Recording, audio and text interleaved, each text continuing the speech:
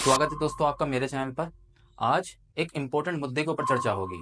दोस्तों मुद्दा है वक्फ अमेंडमेंट का, यानी कि वक्फ बोर्ड में जो संशोधन किए जा रहे हैं अधिनियम लाकर, इसके ऊपर चर्चा की जाएगी। दोस्तों सबसे पहले मैं बता दूं कि वक्फ है क्या।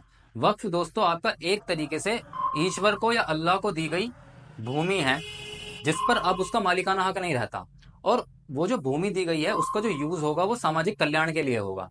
दोस्तों ये जो भूमि है ये आपका मदरसे मस्जिद बनाने कब्रगाह बनाने के लिए भी यूज हो सकता है, और कहीं ना कहीं इनका यूज ये भी देखा गया है कि आपकी यूनिवर्सिटी और विद्यालय आपके हो गए और आपके जो हॉस्पिटल्स हैं इनको बनाने में भी इसका यूज किया जाता है। तो कुल मिला के जो आपके सोशल वेलफेयर चीजें हैं इनके लिए इन भूमियों का यूज करने के लिए ये भूमियां जो हैं बाधित हैं। दोस्तों आगे बढ़ने से पहले मैं बता दूं कि वक्फ में संशोधन कोई पहली बार नहीं किया जा रहा है, पहले भी इसमें संशोधन कई बार लेके आए जा चुके हैं। सबसे पहले जो इस पर जो कानून बनाया गया था वो 1913 में ब्रिटिश राज में बनाया गया था।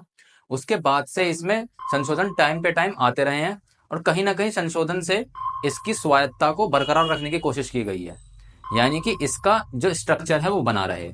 लेकिन जो अभी हाल ही में जो संशोधन हुआ है उसमें जो मुस्लिम लोगों को जो ज्यादा आपत्ति है वो ये है कि इसमें उनके स्ट्रक्चर को खतरा हो जाएगा, वक्फ के स्ट्रक्चर को, और जिस चीज के लिए स्ट्रक्चर माना जाता है यानी जो इसकी मूल प्रकृति है वक्फ की, वो जो है खतरे में आ जाएगी।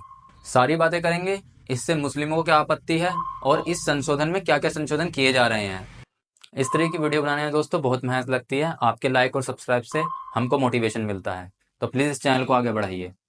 केंद्रीय अल्पसंख्यक मंत्री किरण रिजिजू ने संसद के अंदर विधेयक पेश किया है दोस्तों, और इस विधेयक के अंदर कुछ इंपॉर्टेंट बातें सामने आ रही हैं, आइए उसको देखते हैं। सबसे पहला जो संशोधन है दोस्तों है वो है धारा 3R के तहत। इसके तहत कोई भी व्यक्ति वक्फ बना सकता है जब वो कम से कम 5 साल तक इस्लाम का पालन कर रहा हो। एक इस तरीके की शर्त को लगा दिया गया है, यानी कि दोस्तों एक तरीके से ये धार्मिक रूप पर जो है शर्त लगाई गई है। पहले क्या था कि कोई मुसलमान हो चाहे वो हिंदू हो, यानी मुस्लिम हो चाहे गैर मुस्लिम हो, वो जो है वक्फ बना सकता है। लेकिन अब जो है वक्फ बनाने के लिए कहीं ना कहीं एक मुस्लिम होने की शर्त को लागू किया गया है। दूसरा संशोधन है दोस्तों धारा 3R4 के तहत। इसमें दोस्तों आपका इस संशोधन में दोस्तों आपको एक उदाहरण के तहत समझाता हूं कि मान लीजिए किसी ने वक्फ बना लिया, मतलब कि अपनी जमीन को वक्फ बोर्ड को दे दी, तो उसमें जो उत्तराधिकार होगा उसका, जब तक कि उन सारे उत्तराधिकार की जो है रेखा समाप्त नहीं हो जाती, सारे के सारे उत्तराधिकार चले नहीं जाते और उसका मालिकाना हक किसी के पास नहीं रहता, यानी कि सब खत्म हो गए, उस जमीन के उत्तराधिकार में सब लोग खत्म हो गए, तो दोस्तों उसके बाद जो है जो वो जमीन यूज की जाएगी वो आपकी विधवा, आपकी जो तलाकशुदा महिलाएं हैं और आपके जो अनाथ हैं, सबसे पहले इन तीनों को प्रायोरिटी में रखकर उनके लिए यूज की जाएगी वो जमीन। आप तीसरे संशोधन की बात करें तो वो है धारा 3DA। इसके तहत दोस्तों जो है कलेक्टर का पद इसमें लगा दिया गया है, यानी कि कोई संपत्ति अब वक्फ बोर्ड है या नहीं, इसमें जो है अब कलेक्टर का पद देखेगा, ये चीज कलेक्टर देखेगा, एक डिस्ट्रिक्ट कलेक्टर। वक्फ संपत्तियों के नियमन के लिए धारा 3A 3B और 3C को जोड़ा गया है। अभी दोस्तों हम धीरे धीरे बात करते हैं कि 3A 3B 3C है क्या। पहले समझते हैं धारा 3A। धारा 3A में जो मेन चीज है दोस्तों वो है वक्फ अल औलाद को लेकर, यानी कि पारिवारिक वक्फ को लेकर। पहले दोस्तों क्या था कि आपका जो वक्फ एक बार बना दिया गया तो उसके बाद उसका जो मालिकाना हक था वो छोड़ना पड़ेगा। अब वो जो उसका मालिकाना हक है वो ईश्वर को संपत्ति दे दी गई, अल्लाह को संपत्ति वो दे दी गई। अब उसके जो उत्तराधिकार है उसका कोई मालिकाना हक उस पर नहीं होता था। लेकिन इस जो धारा 3A में है, ये जो धारा 3A है, इसके अंदर आपका उत्तराधिकार का पद से आपको नहीं हटाया जाएगा। अगर कोई लड़की उत्तराधिकार है चाहे कोई लड़का उत्तराधिकार है, जब तक कि पूरी की पूरी रेखा समाप्त नहीं हो जाती तब तक उसका मालिकाना हक उसके उत्तराधिकार के पास जाता रहेगा, चाहे वो संपत्ति वक्फ में चली गई हो। तो ये चीज है दोस्तों धारा 3A, यानी कि उत्तराधिकार का जो अधिकार है उसको खत्म नहीं किया गया। अब बात करते हैं दोस्तों धारा 3B की। दोस्तों इस धारा 3B में एक तरीके से डिजिटलीकरण किया गया है, यानी कि एक पोर्टल या फिर एक डाटाबेस बनाकर उसमें जो भी आपकी संपत्ति पंजीकृत हो रही है वक्फ में उसका डाटा देना पड़ेगा। डाटा कैसा कि इस वक्फ को बनाने वाले का निर्माता कौन है, उस जमीन पर कोई मामला तो नहीं है, कोई अदालती मामला तो नहीं चल रहा है, इन सब चीजों का विवरण इस पर कितनी कमाई हो रही है, इस वक्फ पे जो भी आपने बिजनेस खोला है उस पर कितनी कमाई हो रही है, ठीक है, टैक्स कितना दे रहे हैं। तो इन सब चीजों को लेकर जो है उसमें विवरण देना पड़ेगा आपको डिजिटली। और 1 महीने के अंदर आपका 3B के अंदर ये है कि 1 महीने के अंदर आपको पूरा विवरण देना पड़ेगा किसी भी पंजीकृत संपत्ति के बारे में जो वक्फ में आ गई है। अब बात करते हैं धारा 3C की। धारा 3C में दोस्तों ये जो आपका वक्फ का जो संशोधन आया है, इससे पहले या इसके बाद अगर कोई भी सरकारी जमीन को वक्फ बना लिया गया है तो उसे वक्फ नहीं माना जाएगा। यदि कोई भी मुद्दा या कोई भी विवाद उठता है तो उसके लिए ये जो डिस्ट्रिक्ट कलेक्टर है सारा का सारा विवाद यही निपटाएगा। और ये जो भी रिपोर्ट मिलेगी इसे, ये अपनी रिपोर्ट जो है राज्य सरकार को देगा। और इसकी रिपोर्ट के हिसाब से ही ये तय होगा कि कोई भी सरकारी संपत्ति वो सरकारी संपत्ति है या फिर वक्फ की संपत्ति है। यानी कि सारा का सारा खेल धारा 3C के अंदर डिस्ट्रिक्ट कलेक्टर के ऊपर निर्भर कर रहा है। और दोस्तों बात करूं तो आपका जो सर्वेक्षण आयुक्त का पद है इसको समाप्त कर दिया गया। सर्वेक्षण आयुक्त आपका वक्फ देखता था कि वक्फ का सर्वेक्षण करता था, देखता था कि ये संपत्ति वक्फ है या नहीं है। आपको मैं बता दूं कि अधिनियम 1995 जो था वक्फ का, इसके तहत धारा 4 के तहत इसमें कहा गया था कि एक सर्वेक्षण आयुक्त का पद होना चाहिए। लेकिन इस संशोधन में इस पद को हटाकर इसकी जगह पर कलेक्टर को लेकर आ गए, यानी इसका पद प्रतिस्थापित कर दिया कलेक्टर से। और इसमें दोस्तों एक खास बात यह भी है कि अब तक सिया और सुन्नी वक्फ बोर्ड होते थे, लेकिन अब 2 वक्फ बोर्ड और आ गए हैं, एक आपके बोहरा वक्फ बोर्ड और एक आपके आगा खानी वक्फ बोर्ड। तो ये जो 2 मुस्लिम समुदाय हैं इनके भी वक्फ बोर्ड बनेंगे। एक दोस्तों वक्फ संपत्ति के प्रकाशन को लेकर भी एक संशोधन आया है। जब कलेक्टर को ये पक्का हो जाएगा कि कोई संपत्ति वक्फ है तो वो उससे पहले अपना जो रिकॉर्ड है उसको अपडेट करने से पहले वो 90 दिन समाचार पत्रों में उसको जो है प्रकाशित करेंगे। वो जो समाचार पत्र होगा वो एक क्षेत्रीय भाषा में जरूर होगा। और जब तक 90 दिन तक इसलिए किया जा रहा है कि अगर किसी को आपत्ति है तो वो इस पर जो है कार्यवाही कर सके। तो इसके लिए दोस्तों जब 90 दिन तक भी कोई आपत्ति नहीं आएगी उस पर्टिकुलर संपत्ति को लेकर, तब आपका जो है उस संपत्ति को जो है अपडेट कर दिया जाएगा as a Waqf Board by district collector. एक दोस्तों बहुत इंपॉर्टेंट अधिनियम ये है कि आपका जो वक्फ न्यायाधिकरण है, यानी कि जो वक्फ के मामलों का निपटारण करता था एक ऐसा न्यायालय, अब जो उसका फैसला है वो आखिरी नहीं होगा, उस पर भी आपत्ति जताई जा सकती है और उसको कोर्ट में लेकर जाया जा सकता है। पहले ऐसा नहीं था, उसके किसी भी फैसले को पहले आखिरी माना जाता था, लेकिन अब जो है उस फैसले को कोर्ट में चुनौती दी जा सकती है। दोस्तों विवाद किस तरीके के? विवाद ऐसे कि ये संपत्ति वक्फ है या नहीं, कि कोई और मालिक आगे बनी भाई ये तो मेरी संपत्ति है। या फिर ये भी विवाद हो सकता है कि सिया और सुन्नी, ये सिया वक्फ बोर्ड की है या फिर सुन्नी वक्फ बोर्ड की है, तो ये भी चीज है। तो इस तरीके के विवाद जो है ये निपटाते रहते थे वक्फ न्यायालय वाले। लेकिन अब जो है अगर कोई संतुष्टि नहीं होती है तो 2 साल बाद भी अगर कोई आवेदन करता है कि नहीं मुझे आपत्ति है इस संपत्ति को लेकर, तो उस पर भी दोस्तों आगे जो है कार्रवाई की जा सकती है। और जो वक्फ न्यायाधिकरण होगा या वक्फ न्यायालय कह लो, इसका जो फैसला है वो अब आखिरी नहीं होगा, यानी उसके फैसले को चुनौती दी जा सकती है। इसमें जो इंपॉर्टेंट आपकी धारा थी 40, धारा 40 इसको हटा दिया गया है आर्टिकल 40 को। ये आर्टिकल 40 ये निर्णय लेता था कि कोई भी संपत्ति वक्फ है या नहीं है ये वक्फ बोर्ड निर्धारित करता था। लेकिन इसके तहत उनसे ये शक्ति छीन ली गई है कि आप नहीं कर सकते कि कौन संपत्ति वक्फ है या नहीं, ये जो है आपका कलेक्टर को ताकत दे दी गई है। इसके अंदर एक धारा 9 डाली गई है जो वक्फ बोर्ड की जो स्ट्रक्चर है, जो उसका परिषद का गठन है, इसके बारे में है कि इसमें जो मेंबर्स होंगे वो किस किस तरीके से होंगे। जो पहले का 1995 का अधिनियम था उसी में कह दिया गया था कि कम से कम 2 महिलाएं वक्फ बोर्ड में सदस्य होनी चाहिए। लेकिन दोस्तों जो कम से कम 2 महिला है इसको चेंज करके 2 महिला अवश्य कर दिया गया है, यानी इससे ऊपर नहीं होंगे। अब 2 महिला अवश्य तुम्हारी बोर्ड में सदस्य होंगी और आपके एक्स्ट्रा में 2 गैर मुस्लिम भी उस सदस्य वक्फ बोर्ड के होने चाहिए, जिसको लेकर बहुत ज्यादा आपत्ति हो रही थी कि 2 गैर मुस्लिम को इसमें वक्फ बोर्ड में सदस्य के रूप में नामित भी किया जाना जरूरी है। और इसके साथ साथ कम से कम एक आपके आगा खानी बोर्ड और एक जो है आपके जो बोहरा बोर्ड है यहाँ से भी एक एक सदस्य होने चाहिए, यानी जो आगा खानी मुस्लिम है वहां से एक सदस्य हो गया और एक आपके जो बोहरा मुस्लिम है वहां से एक सदस्य हो गए। दोस्तों अब ये जो इसको लागू करने के लिए बहुत सारी संसदीय बहस हुई, इस बहस में दोस्तों चर्चाएं हुई और इसमें विरोधियों का क्या कहना है इस बारे में बात करते हैं। जो वक्फ संशोधन के विरोध में है, उनका क्या कहना है। सबसे पहले मैं बात करना चाहूँगा केरल के सांसद जो हैं के वेणुगोपाल। इन्होंने कहा है कि ये सीधा सीधा जो आप वक्फ में संशोधन कर रहे हो, ये संविधान के तहत आर्टिकल 25 जो कि आपका धार्मिक पेशे की स्वतंत्रता देता है किसी भी धार्मिक समुदाय को, और आपका आर्टिकल 26 जो कि धार्मिक मामले में अपने से प्रबंधन करने की स्वतंत्रता देता है, इन दोनों चीज़ों का उल्लंघन हो रहा है। तो कहीं ना कहीं ये संविधान के प्रति उसकी उल्लंघन है। उन्होंने कहा कि एक धार्मिक आस्था रखने वाले संस्थान में गैर मुस्लिमों का होना एक तरीके से उनके मामले में हस्तक्षेप है।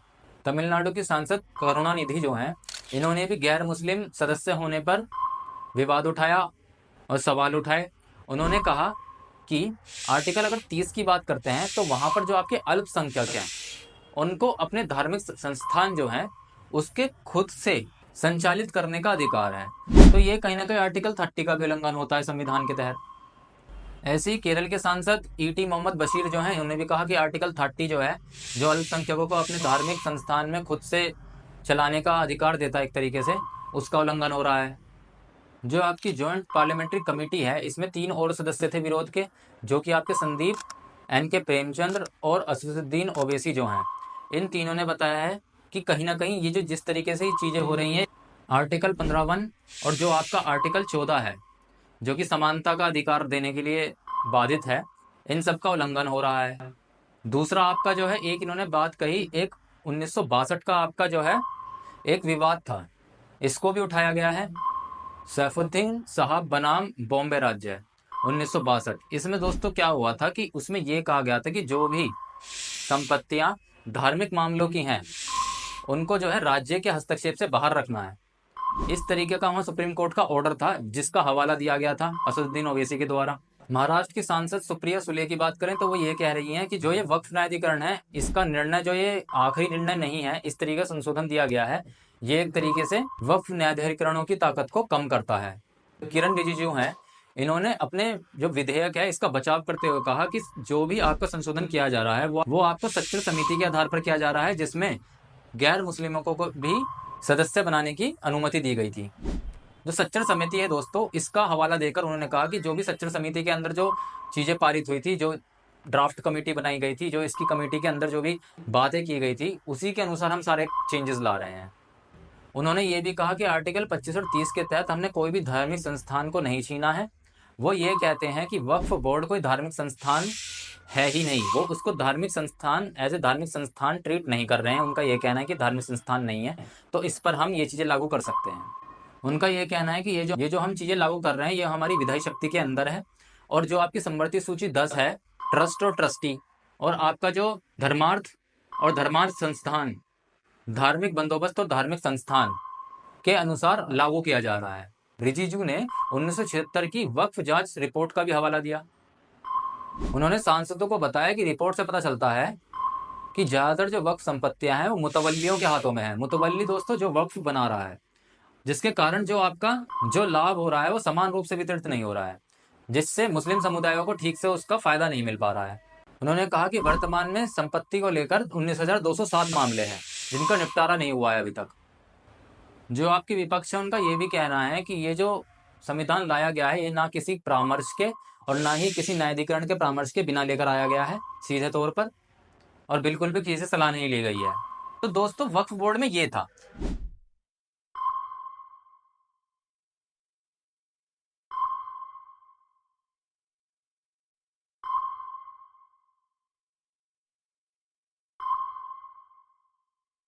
अगर दोस्तों वक्फ बोर्ड के इतिहास की बात करें तो दोस्तों वक्फ बोर्ड बहुत पुरानी चीज़ है।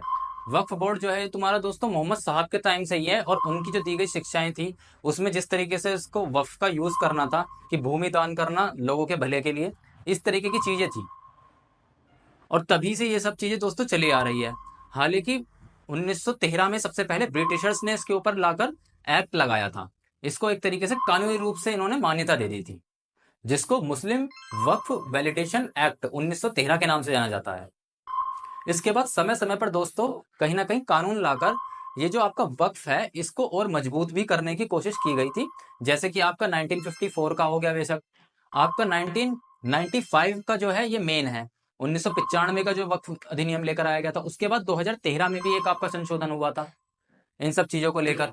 फिर आपका जो है एक तरीके से इसके स्ट्रक्चर को लेकर अब 2024 में एक और आपका अधिनियम आया है, जो कि आपका सच्चर समिति से प्रेरित है। अब दोस्तों आपको मैं बता दूं कि मुस्लिम जो समुदाय है, या फिर ये कह लो जो इस संशोधन के खिलाफत में है कि ये संशोधन गलत हो रहा है, उनका क्या कहना है। इसमें दोस्तों कुछ संशोधन है जिसको लेकर उनको बहुत ज्यादा प्रॉब्लम है। उसमें मेन 3 संशोधन की मैं बात करूंगा। एक आपकी है धारा 3R। इसके तहत दोस्तों जो है, जो आपको 5 साल ये जो कर दिया गया है, यानी कि वक्फ बनाने के लिए कोई भी व्यक्ति को 5 साल इस्लाम का पालन करना पड़ेगा। तो ये कहीं ना कहीं ये शर्त दे देती है कि वक्फ बनाने के लिए मुस्लिम व्यक्ति ही आगे आएगा, जबकि पहले ऐसा नहीं था। पहले कोई चाहे गैर मुस्लिम हो चाहे मुस्लिम हो, वो अपनी संपत्ति को वक्फ में दान कर सकता था। तो इस चीज को लेकर आपकी जो है प्रॉब्लम हुई है। कहीं ना कहीं ये भी कहना है इनका कि आप पहले भी देख सकते हैं कि कैसे मुस्लिम ने अपनी जमीनों को मंदिरों के लिए और अलग संस्थानों के लिए दान दिया है, और ऐसे ही जो आपके हिंदू शासक हैं उन्होंने अपनी जमीनों को मस्जिद, मदरसे, कब्रगाह या फिर आपके जो है किसी भी अन्य संस्थानों के लिए, मुस्लिम संस्थानों के लिए जमीनों को दान दिया है। तो ये जो हमारी सांस्कृतिक समावेशी है, इस चीज पे कहीं ना कहीं ठेस पहुंचती है। जो हमारा बहुत कड़ा इतिहास है, बहुत ही बढ़िया इतिहास है सांस्कृतिक समावेशी को लेकर। संशोधन में स्पष्ट रूप से यह भी नहीं कहा गया है कि व्यक्ति मुस्लिम हो, उसको कहा गया है कि वो 5 साल तक इस्लाम का पालन कर रहा हो। तो दोस्तों इसमें कई बार कानून के तहत इस्लाम का पालन करना क्या है, इस चीज को लेकर भी कोर्ट में बातें उठ सकती हैं कि कोई भी व्यक्ति चाहे वो मुस्लिम भी हो, लेकिन क्या कानून के तहत इस्लाम का पालन करना उसके लिए कोई वैलिडेशन है, यानी कि उसको साबित करना पड़ेगा कि वो एक 5 साल से या फिर वो एक तरीके से इस्लाम का पालन कर रहा है या नहीं कर रहा है, इस चीज को लेकर। क्योंकि ऐसी बातें कोर्ट के अंदर उठ सकती है कि कोई व्यक्ति फिट है या नहीं। इतिहास में कभी भी व्यक्ति के वक्फ बनाने के लिए उसकी धार्मिक पहचान के रूप में कभी भी उसको प्रतिबंधित नहीं किया गया था। दूसरी में बात करूंगे वक्फ की शाश्वतता को लेकर। वक्फ की शाश्वतता दोस्तों यही है कि एक बार अगर कोई भी व्यक्ति ने अपनी जमीन को या अचल संपत्ति को या चल संपत्ति को वक्फ में दान कर दिया, तो वो अब ईश्वर की हो गई या अल्लाह की हो गई। अब उसका कोई भी मालिकाना हक नहीं रहता है उस पर। लेकिन दोस्तों इस संशोधन में उत्तराधिकार का अधिकार जो दिया गया है, इसको लेकर भी सवाल उठाए जा रहे हैं कि इससे वक्फ की शाश्वतता जो है, जिस चीज पे ये काम कर रहा था उस चीज को जो एकदम तरीके से बदल दिया गया है, उसके मूल ढांचे को या मूल परिवर्तन कर दिया गया है कि पहले ये जो आपकी जो एक बार दान कर दी गई चीज ये वक्फ की हो गई, अब जो है उस पर जो है उसका मालिकाना हक नहीं है, उसका ना तो कोई उत्तराधिकार का हक होगा, लेकिन इस पे जो है उत्तराधिकार का हक जो है ये अब मिलेगा नए संशोधन के अंदर। तो इस पर दोस्तों आपका क्या कहना है, इस पर मैं आपका व्यू जानना चाहूंगा। एक तीसरी चीज जो आ रही है दोस्तों वो ये है कि जो आपका जो फायदा मिलेगा वक्फ का, उसकी एक वरीयता क्रम दे रखा था। वो वरीयता क्रम ये था कि सबसे पहले जो फायदा मिलेगा वो परिवार वालों को मिलेगा उस वक्फ संपत्ति से, उसके बाद जो मिलेगा वो आपका मिलेगा रिश्तेदारों को, और उसके बाद किसी बाहरी आदमी को परोपकार के लिए वो जो जमीन है वो दी जाएगी। तो इस तरीके से वक्फ में जो है ये वरीयता का क्रम दे रखा था कि पहले परिवार, उसके बाद रिश्तेदार, उसके बाद बाहर कोई उस संपत्ति का फायदा उठा सकते हैं। लेकिन ये जो आपका संशोधन आया है उसमें कह दिया गया है पहले कि आपकी जो महिलाएं होंगी, खासकर जो तलाकशुदा महिलाएं हैं और जो विधवाएं हैं, और जी आपको जो बच्चे हैं जो अनाथ हैं, उनके भले के लिए इसका यूज किया जाएगा। तो इस चीज के लिए भी वो जो है कह रहे हैं कि ये कहीं ना कहीं इसकी मूल प्रकृति को चेंज कर रहे हैं। जो वक्फ की जो मूल प्रकृति थी, इस वजह से इसको संविधान का जो है उल्लंघन कहा जा रहा है। तो दोस्तों मैंने आपको अब तक बता दिया है कि क्या चीजें हैं वक्फ के अंदर, क्या संशोधन हुए हैं, वक्फ क्या था। आपका इस बारे में क्या कमेंट करना है आप मुझको कमेंट बॉक्स में बताइए, और प्लीज इस चैनल को मोटिवेट कीजिए। मैं फिर से कहना चाहूंगा, ये जो आपकी वीडियो थी ये वक्फ के बारे में, ये सिर्फ एक नॉलेज पर्पस से थी और आपके एग्जाम पर्पस से थी, और क्या होता है वाकई में वक्फ बस ये समझना है। इस वीडियो का मकसद किसी भी तरीके से किसी भी धार्मिक संप्रदाय को ठेस पहुंचाना नहीं था। आगे बढ़ने से पहले अगर मेरा चैनल पसंद आता है दोस्तों, तो इस तरह की वीडियो बनाने में बहुत मेहनत लगती है, प्लीज इसे लाइक सब्सक्राइब भी करें। ये वीडियो सिर्फ नॉलेज पर्पस के लिए है।